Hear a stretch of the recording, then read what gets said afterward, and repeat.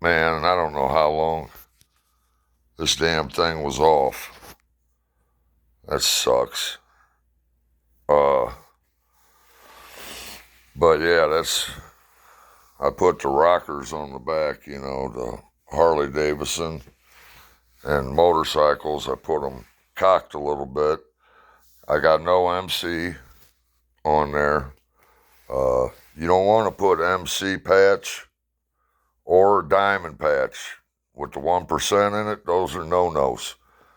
To have an MC on your vest, every state has a federation of motorcycle clubs that you go in front of, and you petition them. You tell them why you want to start a club, and you got to get permission to fly the MC.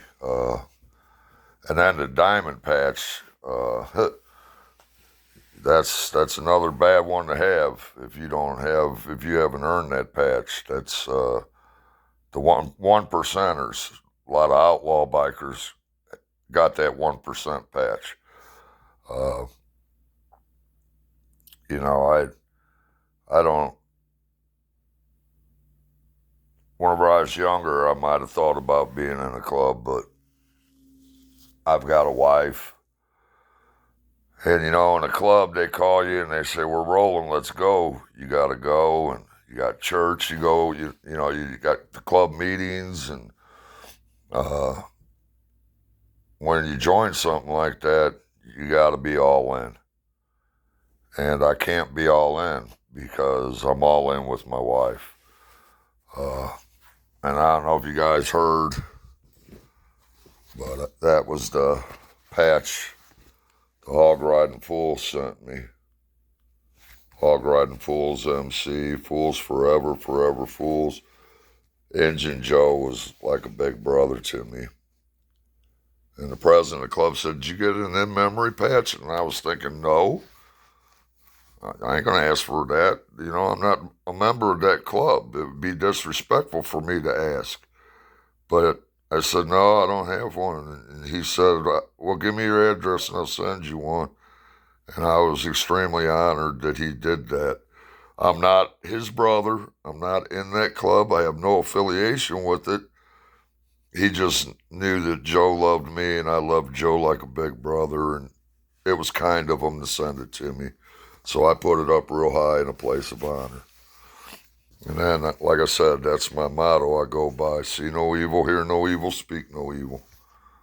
I don't see shit, I don't hear shit, and I sure as hell ain't gonna say shit. And then my last name, and then this one, Kikita. It's supposed to be a Kikita Shante Waste, warrior with a good heart. And then my Heart Intentions patch. And then Travis's patch. But yeah, that's my vest for when I ride. But I am not in an MC. I know guys in different MCs.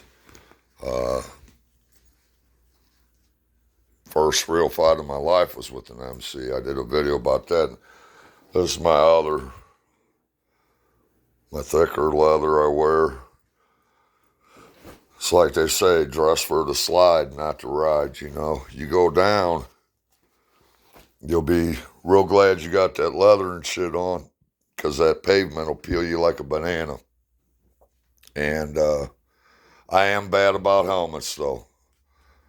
I've been riding my whole life, and on the dirt I used to wear a helmet, but I've never worn a helmet on the streets. And I know if I go down in a bad accident, it's going to greatly increase the chance of me dying. Uh, Not that that matters. I'm on blood thinners. The doctor said I shouldn't be riding at all, but I do. It's like my wife said, that's my happiness. That's the thing that I got that I do. But yeah, that's all that. And then it's Amy's. That's Amy's mom. Right there. That's where Amy gets her beautiful heart from. Amy's dad. And this is Amy's great grandma. She reminds me of the Wicked Witch of the East. Dun, dun, dun, dun, dun, dun, dun, dun, dun. Every time I go to the bathroom, her eyes follow me too. But everybody looks pissed off in pictures way back then. And then over here, this is me and my boys at Nathan's wedding, my oldest son's wedding. And then this is me and my mother when I was a little boy. Look at them chubby cheeks I had. I had apple cheeks. I miss you, Mom. I miss you very much. And then the kids, my stepdad went pheasant hunting, and the kids, this is me and my brother Kenny when I was little. It's me on the left, my brother Kenny on the right. Sheila's kids. Me and Amy many years ago.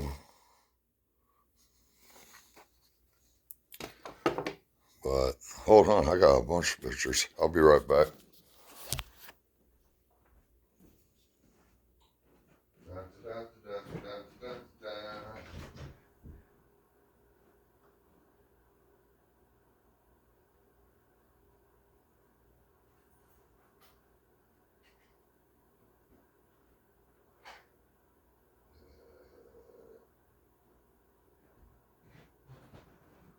This is my little box. I got this little box at a yard sale. This little bitty box. See, Amy keeps trying to get it, but I don't let her. This is my little box. It's got a bunch of pictures in it. See, that's a deer antler. I ain't gonna go through all these because it takes too damn long. You can't even hardly see them anyway. So damn dark in here. That's my dad, my mom, and my dad's aunt, my great aunt. She's a Catholic nun. Boy, she sent me some fire and brimstone letters when I was in prison. I'll tell you that. That's her holding me, or holding my brother Kenny and me. Let's see, what else we got here?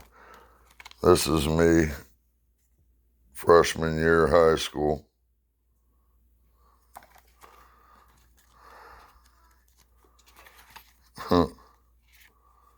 That's me. It's 15.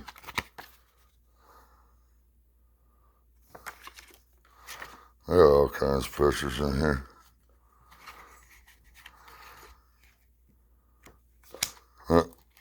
My first communion.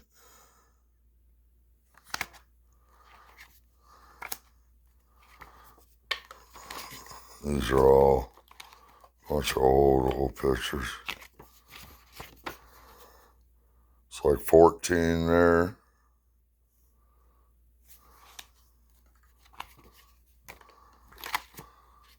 Yeah, there's a bunch of them in here. It's down at the lake. It's my Grandma Rose. We've got 3 children named after her in the family. My daughter Tiffany Rose, Brenna Rose, and Marissa Rose. I call them the Rose Garden. I named my bike after her too.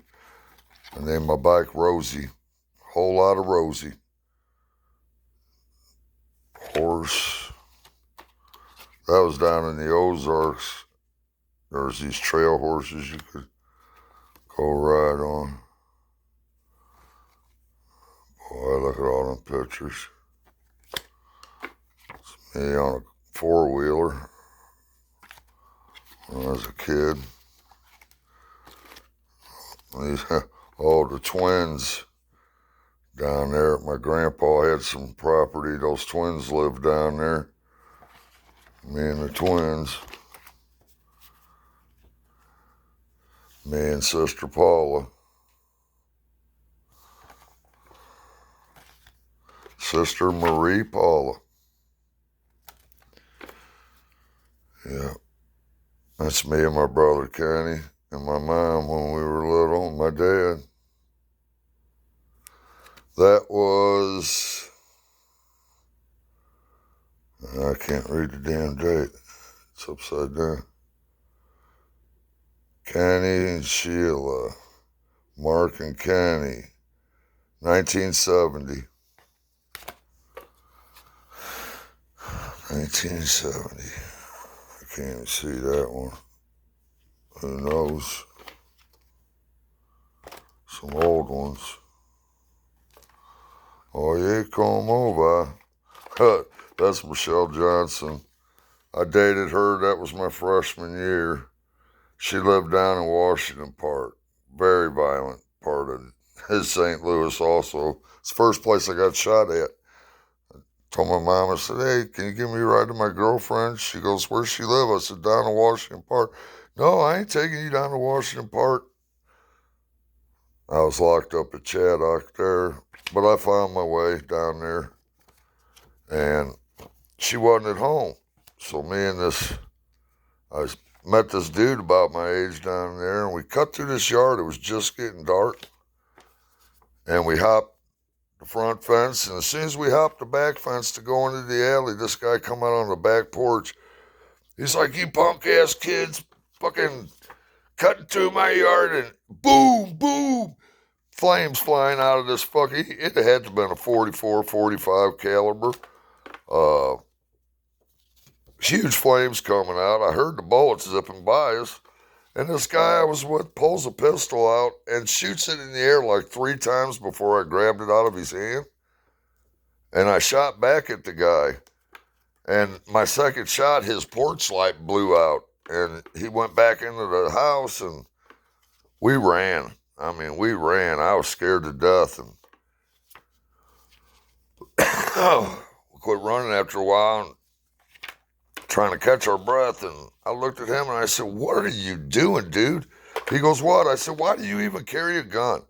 If there was ever a time to return fire, that was it right there. Dude shooting a cannon at us, and you're shooting up in the air so we can have bullets come down and hit us on the head. Yeah, he was, all we did is cut through his yard. We didn't mess with nothing or anything, but it's a pretty rough neighborhood down in there. It's my mom and dad, me and my brother Kenny. I miss my mom so much. My mother was very beautiful and very charismatic.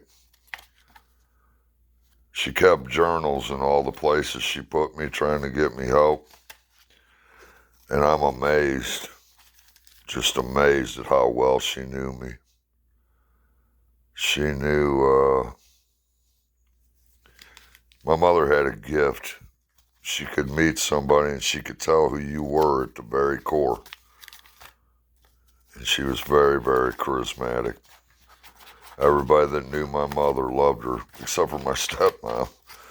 But she don't count.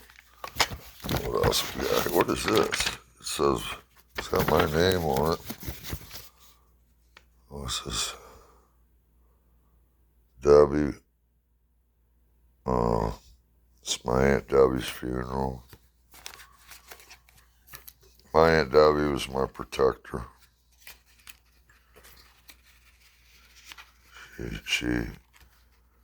I miss her too. She's a neat lady. But yeah, just some pictures. Just some pictures. Lighter my son gave me. Little Zippo. But yeah. And I got weird things too. Rocks and shit. That fucking kids gave me when they were little, or, you know, just weird shit. This, my buddy Boots made this. Homemade shank. He made it out of a deer antler. And put a little blade on it. I kept it. I thought it was cool. You know, he made it for me. Anybody knows me knows the weight of my heart is. And I give all my brothers knives. I gave everybody I consider a brother, I give them at least one knife. It's my way of saying I love you, and I know it'll never be in my back. But yeah, I've always liked knives. Shit, last time my son Nathan came by, he brought me that one right there.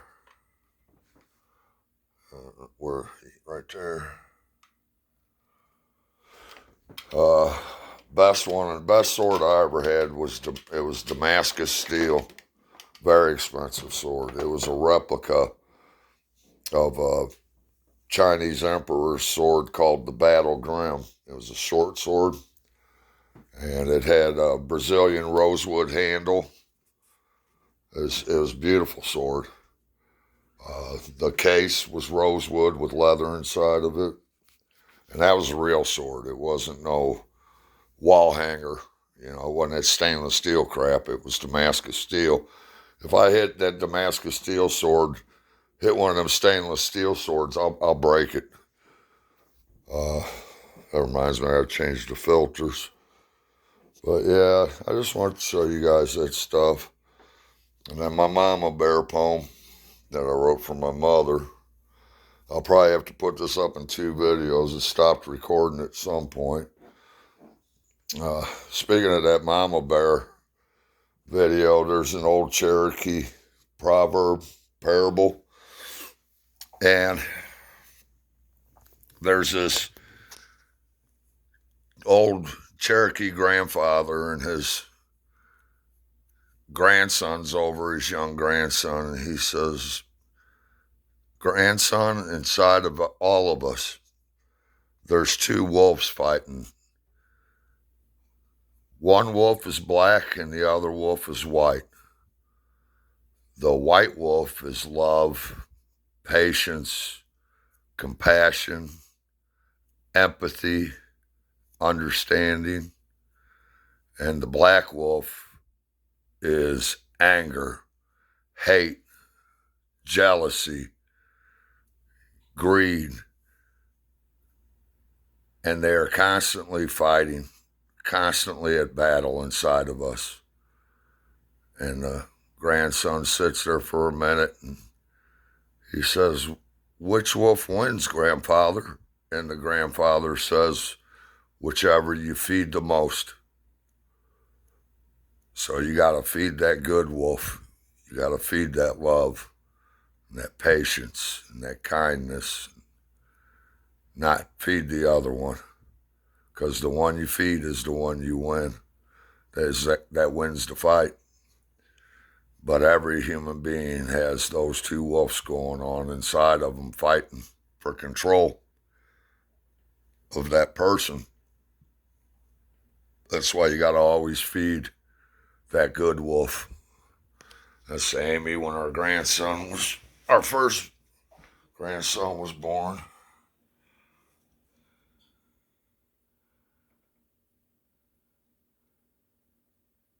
The day I met that woman, I hit the lottery. It's Joshua. Me and Josh did everything together. When he moved out, it was double hard. I didn't have my little buddy there with me no more, and he was the last one out of the house. It's too quiet here. Oh, and John P., Amy's piano. I can only play one thing, and ironically, you'll laugh. I don't know if you've ever seen this movie, but if you did, you'll know what it is.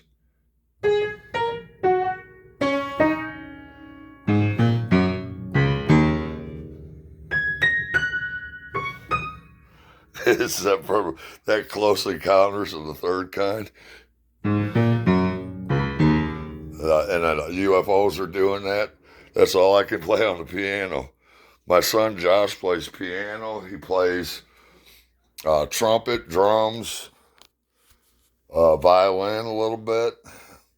Amy, she can sing, but she wanted the piano, so it needs to be tuned. I had a friend, his name was Bob Pfeiffer. He used to tour with Peter Frampton, and he used to keep all Frampton's equipment tuned and everything, and his parents owned a bunch of flower things down in East St. Louis, flower shops. And then when they died, he inherited all that, but then he would also tune people's pianos. But he passed away. I was over at we used to party at his house all the time, and one night he was tearing up that old Scott Joplin, Maple Leaf Rag and The Entertainer, and I love ragtime, the sound of ragtime on the piano. And there's my sweet Amy. But I'm going to upload these. But blessings to